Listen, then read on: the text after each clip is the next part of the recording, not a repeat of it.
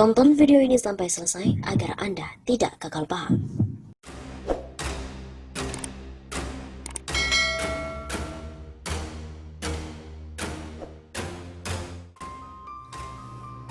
Jokowi akhirnya terseret skandal Jiwasraya. Menghebohkan publik tanah air, di mana dugaan korupsi sistemik terhadap pengelolaan dana investasi di PT Asuransi Jiwasraya telah merugikan negara berkisar 13,7 triliun rupiah, menambah buruknya kesadaran hukum kita. Selain bagian dari kerakusan, korupsi yang merugikan negara begitu besar tersebut disinyalir dilakukan secara berjamaah. Menambah deretan kasus korupsi lainnya yang belum kunjung tuntas diselesaikan oleh penegak hukum di Indonesia. Ada kasus semisal Asabri sekitar 10 triliun rupiah, Bank Senturi 8 triliun rupiah, Pelindo 2 6 triliun rupiah, sampai dengan kasus korupsi BLBI, EKTP, dan juga Hambalang. Termasuk yang santer saat ini adalah operasi tangkap tangan atau OTT dari KPK terhadap Wahyu Setiawan, salah satu komisioner KPU Republik Indonesia. Hal ini menambah deretan ragam kasus korupsi di Indonesia. Belum lagi terdapat kasus-kasus gratifikasi lain yang meski tidak bombastis, tapi turut mencoreng nama baik masyarakat Indonesia, dan khususnya lembaga di mana para tukang korup ini bernaung. Seperti penyakit kronis, tingkatan korupsi jika kita diposisikan seperti penyakit kanker, berada pada stadium atau stage 4, mulai menyebar ke jaringan institusi lain. Indonesia sudah menjadi darurat korupsi. Itu sebabnya perlu penanganan yang serius. Skala atau cakupan korupsinya menjadi akut, sehingga perlu penanganan extraordinary. Jangan dianggap sepele, Pak Presiden Joko Widodo harus menyelesaikan problem substansial ini. Indikator kemajuan pembangunan secara holistik termasuk pada sektor membangun mental para birokrat, pejabat negara dan masyarakat umumnya. Bila masih ada korupsi, pemerintah dipastikan gagal. Hal tersebut juga berdampak pada situasi pembangunan infrastruktur, di mana anggaran yang luar biasa besar itu ketika dipergunakan untuk pembangunan sarana dan juga prasarana publik, maka hasilnya akan dirasakan oleh masyarakat luas. Bukan malah dikorupsi para kaum bandit. Rasanya hukuman bagi para pencuri uang rakyat ini harus diberatkan lagi. Perlu ada revisi undang-undang tentang sanksi bagi pelaku korupsi agar diberatkan lagi, sehingga efek jerahnya benar-benar efektif bila aturan itu ditetapkan. Berhenti melakukan penerapan regulasi yang memiliki standar ganda. Hukum harus dijalankan dengan tidak melakukan tebang pilih. Keluarga, gerbang politik, dan relasi koneksi jangan menjadi penghambat dalam penerapan aturan. Bagi mereka yang salah, koruptor kelas kakap atau kelas teri, silakan diberikan hukuman yang sepadan sesuai ketentuan perundang-undangan yang berlaku. Jika kasus Jiwasraya yang disinyalir melibatkan beberapa menteri era Jokowi Ma'ruf tidak dituntaskan, hal ini akan melahirkan ketidakpercayaan publik terhadap pemerintah. Syukurlah, dalam prosesnya saat ini Kejaksaan Agung telah menetapkan kurang lebih 5 tersangka yang kemungkinannya pun akan segera bertambah.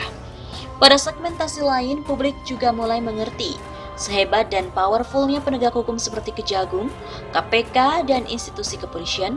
Bila Presiden tidak serius menangani korupsi, tetap saja peran mereka semua tak ada gunanya. Presiden punya hak untuk mengintervensi bila institusi penegak hukum lambat atau berbelit-belit dalam menangani kasus hukum. Stop untuk memelihara cara pandang bahwa Presiden tidak boleh mengintervensi persoalan hukum. Sebab angka triliunan rupiah di tengah Indonesia yang dililit hutang luar negeri, maka sangat berarti jumlah tersebut. Sama dengan bandingannya jutaan nasib masyarakat Indonesia yang ekonominya lemah, yang tak kunjung sejahtera karena belum punya pekerjaan yang tetap. Artinya Presiden perlu untuk menjadi teladan dalam pemberantasan korupsi. KPK yang baru masih punya energi kuat dalam menuntaskan kasus korupsi. Mereka perlu mendapat topangan dari Presiden sebagai seorang kepala negara dan juga kepala pemerintahan yang mempunyai kekuasaan tertinggi di Republik Indonesia ini. Jangan merendahkan kewenangan itu dengan alibi takut mengintervensi proses hukum. Sekalipun nanti terindikasi terlibat para menterinya, Presiden juga diharapkan lebih depan untuk memerintahkan KPK menangkap para koruptor Jiwasraya. Beberapa tersangka memang sudah tertangkap. Ada dugaan kuat akan menyusul para tersangka lain. Apalagi publik mulai belajar bahwa tradisi para koruptor kita saat ini memaling uang rakyat, yaitu dengan cara gotong royong. Secara otomatis masih ada lagi calon tersangka lainnya yang harus diberikan hukuman yang setimpal dengan perbuatannya tersebut.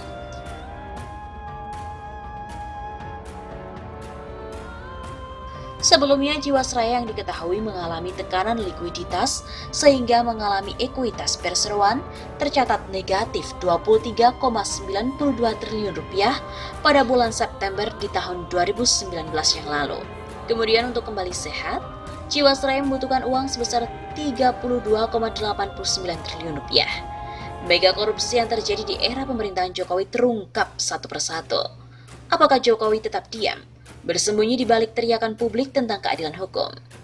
Kurang elok jika sebagai presiden yang masih berargumen menghargai proses hukum, takut intervensi.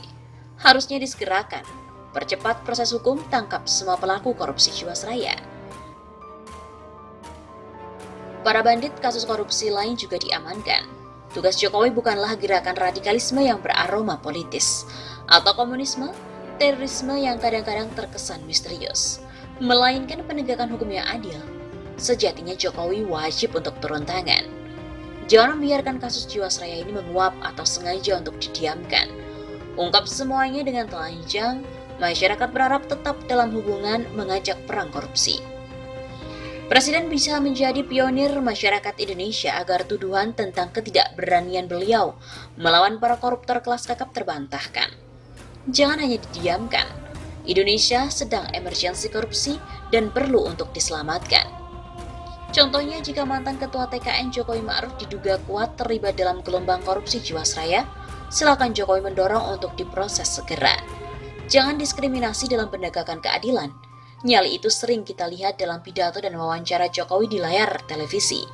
Tapi apakah setelahnya itu semua masih berjalan? Publik hanya melihat penerakan hukum yang ingin real. Berhenti Jokowi untuk bersembunyi di balik argumen menghargai proses hukum, yang kemudian membuat Presiden bersikap pasif terhadap para koruptor. Idealnya bertindak menjadi mobilisator dalam pemberantasan korupsi. Jangan beri toleransi terhadap para pencuri uang rakyat. Jika dibiarkan lolos, maka sama saja pemerintah mencoba melanggengkan pembunuhan beruntun terhadap nasib masyarakat. Para koruptor semakin tumbuh dan melakukan aksi-aksi jahatnya. Korupsi merupakan simbol kejahatan yang masif, merusak tatanan Indonesia kita sebenarnya, dan jangan biarkan mereka bergerilya terus-menerus. Benarkah Jokowi tidak serius untuk menuntaskan korupsi? Kita dapat membaca jejak digital dan riwayat beliau untuk mengurus yang satu ini. Terbuka di beberapa tempat, Jokowi katanya tegas mengutuk perbuatan menyimpang. Dalam soal korupsi, kita mengingatkan untuk menggugah hati Presiden agar jangan jadi follower. Jadilah penggerak dalam proses penyelesaian korupsi. Jangan membuat posisi Presiden menjadi parsial. Bermunculan spekulasi keterlibatan orang-orang besar dalam kasus ini. Ada pertanyaan soal posisi Jokowi dalam gelombang besar skandal Jiwasraya. Apakah Jokowi terseret? Bagi saya, pertanyaan itu terlalu prematur untuk dijawab. Momentum pemilu 2019 memang begitu berharga, dan banyak modal diperlukan untuk kampanye di pemilu tersebut. Namun, mungkin bukan berarti Jokowi ikut berkonspirasi mencuri dana investasi tersebut untuk kebutuhan kampanye. Sekadar curiga boleh saja. Selebihnya kita harus menunggu hasil dari tuntasnya Kejagung untuk menangani kasus ini.